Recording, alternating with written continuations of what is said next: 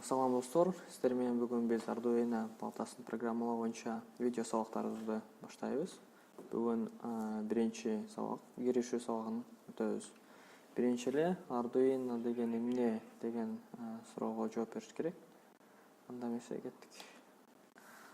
Arduino деген эмне? Arduino бул кесипкөй эмес колдонуучуларга багытталган автоматика жана робототехника жөнөкөй системдерди түзүүчү аппараттык программалык соода марка.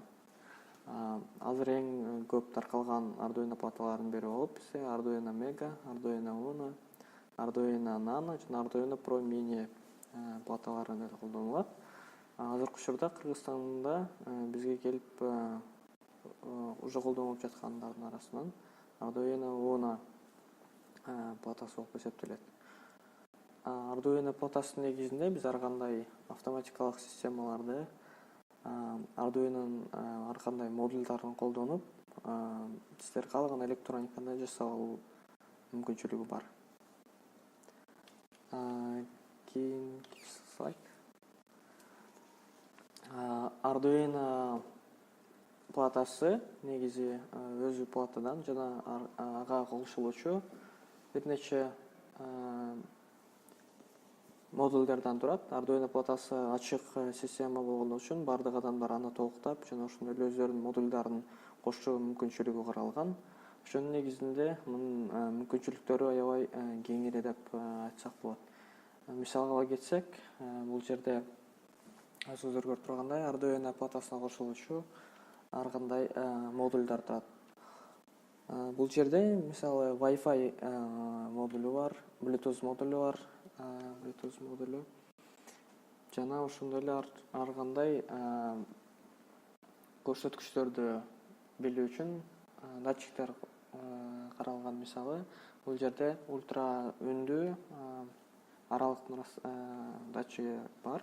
Анын негизинде биз ошол объекттин жана ошол биз жасаган машинанын мисалы ортосундагы аралыкты өлчөй алабыз. Жана ошондой эле окуучулар жана студенттер өздөрү ойлогон электрониканы ошонун негизинде жасап программалай алышат. Биринчи эле айта кетчү нерсе, азыр бардыгыңыздар да үйүңүздөрдө Arduino платасы болбой калышы болушу мүмкүн. Ошон үчүн биз сиздерге виртуалдуу түрдө онлайн сайттан Arduino платасын программалоону жана ошондой эле практикада ошол схемаларды практика жүзүндө кантип чогултууну үйрөтөбүз. Биринчи эле Tinkercad аталышындагы сайт бар. Ал сайтта онлайн Arduino платасын программалоо мүмкүнчүлүгү бар. Эмесе ошол сайтка киребиз.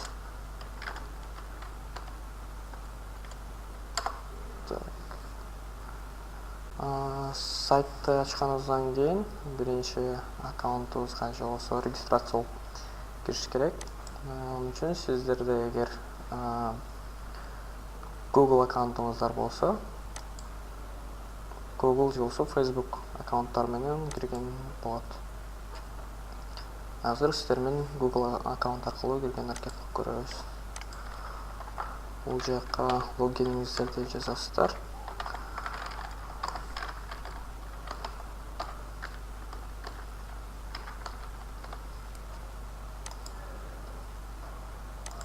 Андан соң паролуңуздарды.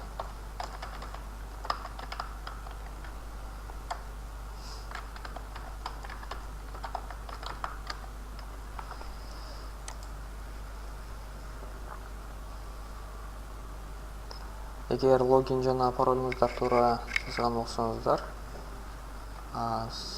сайт уже кирди деген белгини берет. Бул жактан аккаунтуңуздар чыгат. Мисалы, меники сагына Биросулов. Андан кийинки кадам 3D проект деген бул жакта 3D модельдер жасалат. Биз үчүн бул жерде Circuit же болбосо кыргызча которгондо чынжырча деген бөлүгүнө киребиз. Андан кийин создать цепь же болбосо чынжырча жаңыдан чынжырча жасоо, жаңы схема түзүү деген бөлүктү тандайбыз.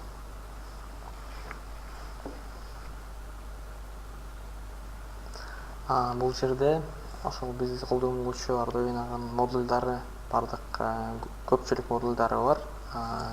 Башында эле компоненты деген бөлүктөн базовый эмес, бардыгын все жалпы деген бөлүгүн тандайбыз жана бардык модулдар бул жерден чыгат.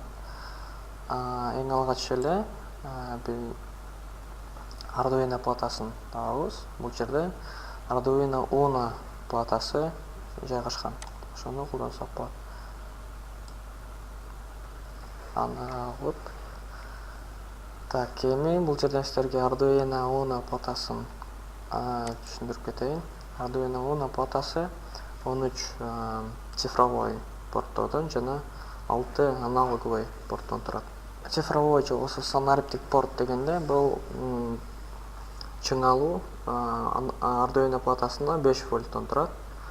Цифровой порт аркылуу биз 0 вольт же болсо 5 вольтту сразу ала алабыз. Эгер 1 деген значение белгиси чыга турган болсо, бул 5 вольт түшүндүрөт. Аналоговый порттор аркылуу биз деген ошол 0 вольттон 5 вольтко чейинки аралыктагы, мисалы 3 вольт же 2 вольт чыңалууну ала алабыз. Ошон үчүн аналоговый порттор керек болот. Бул жерде болсо Arduino платасынын кубаттандыргычы бөлүгү жайгашкан. GND деп жазылып турган бул эки порт минус, бул минусовой токко жооп берет. 5 жана 3 вольт бул плюс. Жана reset бөлүгү бар. Бул биз программаны эгер башынан башташ керек болсо, ошол аркылуу, ушул порт аркылуу баштан ишке киргизе алабыз. Жана ошондой эле жогорку сол жак бурчта reset кнопкасы жайгашкан. Ушул кнопка аркылуу да биз Arduino платасына программаны жаңыдан баштоого команда бере алабыз. Азыр сиздер менен биз эң жөнөкөй болгон фонариктин схемасын тартып көрөбүз. Эң алгач эле бизге эмне керек? Светодиод. Светодиод алабыз. Светодиод өзүңүздөр байкаганыңыздардай эки бөлүктөн турат. Бунун ири бөлүгү плюс, эми түз бөлүгү минус болуп эсептелет. Жана жогоруда айткандай, GND порту бизде минус, 5 вольт бул плюс. Ири бөлүгүн уч жагын басабыз мышка менен. Андан соң 5 вольтко туташтырабыз. Туташтырдык. Жана минусту GND портуна туташтырабыз.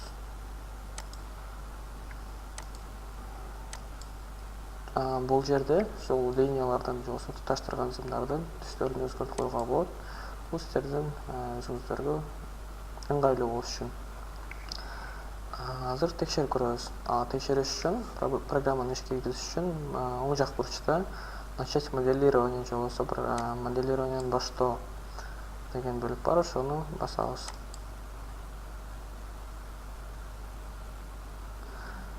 Сиздер көрүп тургандай, бул жерде азыр светодиод иштен чыкты деген белгиси көрүнүп турат. Бул жерде окусаңыздар болот. Ток күчү 483 миллиамперге барабар. Минималдуу значениясы, минималдуу кабыл ала турган бөлүгү светодиоддуку 20 миллиампер. Ошон үчүн бул жерде светодиодубуз иштен чыгып калды. Мындай учур сиздерде болбош үчүн түшүндүрүп кетсек, светодиодду туташтырууда аны жалгыз өзү туташтырууга болбойт, анткени светодиод керек деген ток бул жерде көп Arduino платасында. Ошон үчүн светодиодду биз деген через резистор аркылуу туташтырышыбыз керек. Ал үчүн резисторду алабыз. Резисторду плюс же болсо ири жагына туташтырабыз. Ал үчүн өчүрөбүз. Ушундай сиздерди алып кеттик. Уладык. Жана айта кетчү нерсе, резистордон светодиод сыяктуу плюс минус уюлдары болбойт. Аны каалаганыңыздардай туташтырсаңыздар болот. Эми текшерип көрөбүз. Өзүңүздөр көргөндөй светодиод иштенди. Бул деген биздин туташтырган ушул жерден туура экендигинен кабар берет.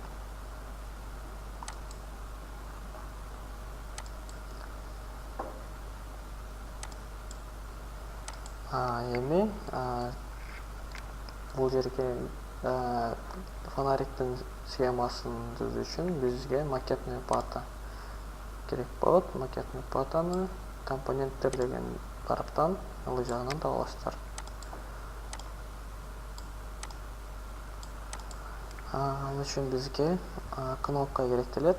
Сиздер көргөндөй фонариктердин бардыгында күйгүзүүчү кнопкалар жайгашкан. Кнопканы алабыз жана макетный платага кошобуз. Кнопка 4 тактуу кнопка деп аталат. Бул кнопка буну тукташтыруу үчүн биз диагонал боюнча же болбосо жанындагы портко тукташтырышыбыз керек. Ал үчүн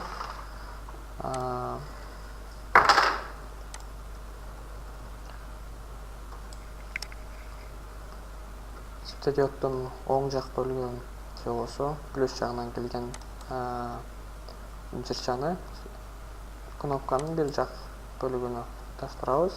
Ал эми экинчи жагын кнопканын диагоналы менен жогоруда айтып кеткендей диагоналындагы бутчасына тукташтырып питанияга кошобуз плюска.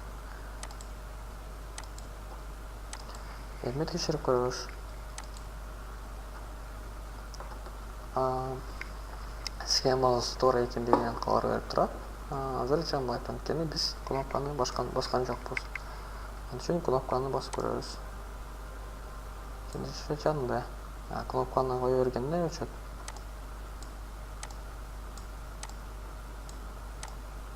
Жана ошондой эле бул жерден кнопканы диагоналын боюнча эмес, жанындагы бөлүгүнө дагы тукташтырсак схемабыз иштейт.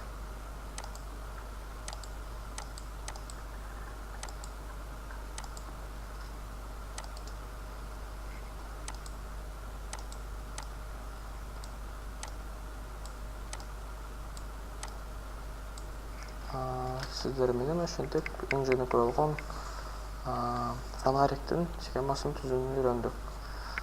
Эмесе азыр ошол схеманы чынында кантип түзсө болот, ошону көрсөтөбүз. Бул жерде USB аркылуу компьютерге кошулган Arduino платасы чыныгы жашоодо ушундай болуп көрүнөт. Arduino Uno платасы. Азыр сиздер менен биз сайтта чогулткан фонариктин чыныгы жашоодо чогултуп көрөбүз. Ал үчүн бизге макетный плата, светодиод, резистор жана ошондой эле кнопка жана кошуучу проводдор же болбосо зымдар керектелет. Башында эле сиздер көргөндөй биринчи питанияны алабыз 5 вольт.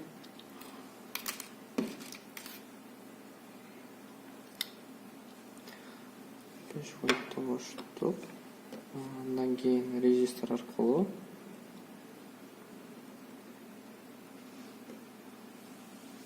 кнопканын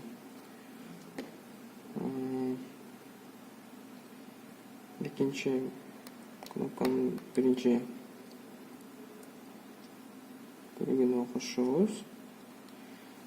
Андан кийин светодиоддун плюс жагын же болбосо узун жагын кнопканын экинчи бутуна кошобуз.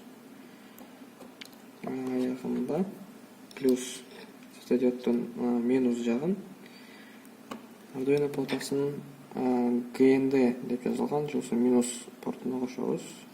Жана текшерип көрөбүз.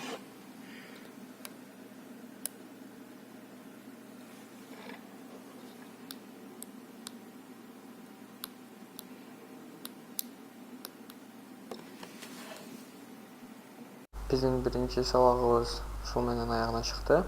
Биздин каналга жазылыңыздар жана кийинки видеолордон көрүшкөнчө сак саламатта калыңыздар.